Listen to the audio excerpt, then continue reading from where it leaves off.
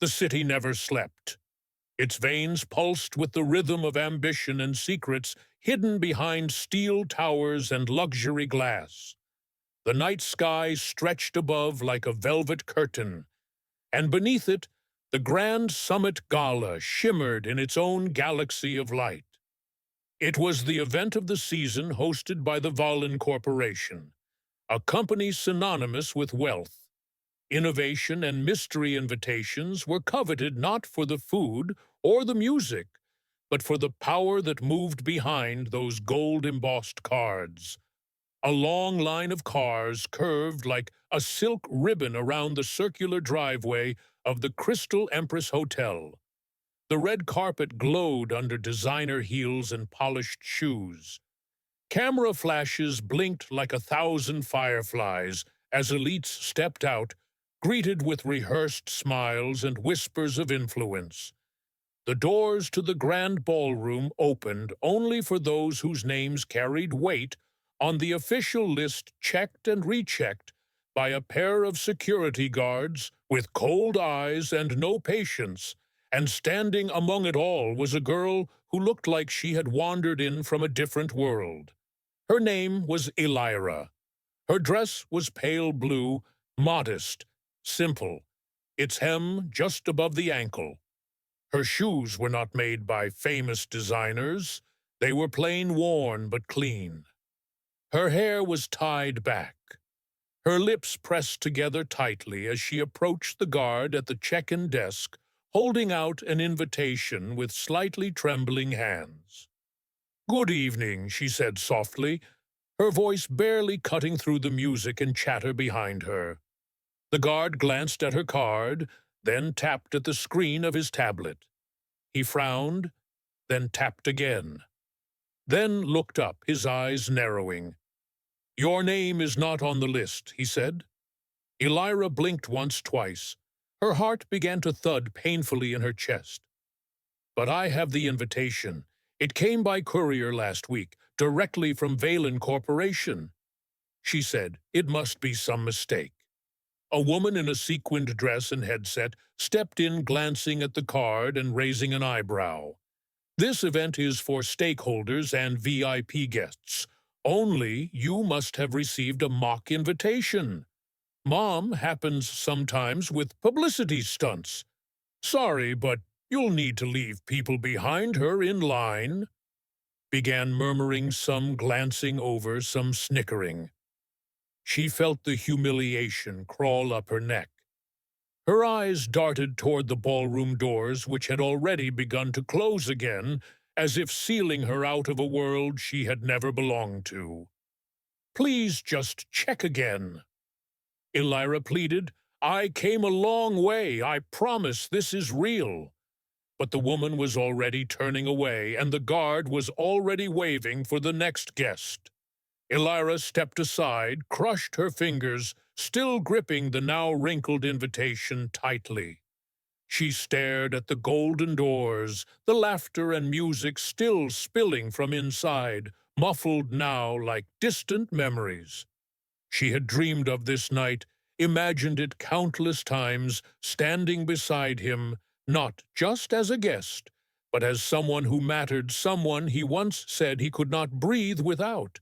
And now she was invisible again. The last car pulled up as she debated whether to leave or wait. Perhaps he would come out. Perhaps someone would vouch for her. Perhaps she had not been completely erased. Then the atmosphere shifted, silence rippled through the air like a sudden wind. The murmurs faded, the laughter paused. Every pair of eyes turned toward the arriving car. A sleek black vehicle with tinted windows and a license plate that made even the staff stand straighter. The door opened and a man stepped out. Tall, sharp, dressed in a tailored black suit that hugged his frame with effortless grace. His face was known to every person in that building, though few had ever seen him in person. Damien Valen, the CEO, the visionary, the youngest billionaire in the region, the one who built an empire from dust and silence, the one whose gaze could freeze boardrooms and whose words moved markets. He did not smile, he did not wave. He looked around, scanning the crowd like a hunter, and then his eyes landed on her Elira. His expression shifted slightly, barely noticeably, but to those who knew him, it was as if the moon had changed its path. He walked past the hosts, past the staff, past the velvet ropes, past the guards, and came to her. She stood, frozen. "You came." He said his voice was quieter than she remembered, but it still vibrated with that deep certainty that once made her believe in anything. "I tried. They said I wasn't on the list," she said softly. Not meeting his eyes, he turned then to the guards, the coordinator, the entire entrance, and he spoke louder. "Cheers," my wife gasps, rippled around them. The coordinator stammered. The guard went pale. People began whispering fiercely, as if the entire event had just turned upside down. Someone removed her name from the list. Damien continued looking directly at the woman who had dismissed Elira, his tone like stone. "Someone will explain why, but not now." He took Elira's hand and, without another word, walked into the ballroom, dragging the silence with them inside. The music faded. The orchestra faltered, then began again, awkwardly, but the mood had shifted. Every eye turned to watch them. Every guest who had earlier looked through Elira now looked only at her, as if seeing her. For the first time, they walked to the center of the dance floor, and the crowd parted like water around them. "Dance with me," he said. His eyes softer now. "You said nothing for 3 years," Elira whispered. "Not moving, not letting go, not pulling away. I built everything, but I left. The only thing that mattered," he replied. "I thought you deserved someone whole, someone powerful, someone who could protect you. I didn't understand then that you never wanted power." Only presence. Tears welled in her eyes, but she did not let them fall. "You still hurt me," she said. "I know, and I will carry that hurt until you tell me to stop." He said, "But I came back because no success feels real without you." Beside me, they danced slowly, quietly, the room fading around them, only the music keeping time with their hearts. By the end of the night, every guest knew her name. Reporters tried to get close to ask questions, but were stopped not by guards, but by the silent certainty of the man beside her. She was no longer just the girl in blue. She was the woman. The CEO called wife rumors would swirl the next day.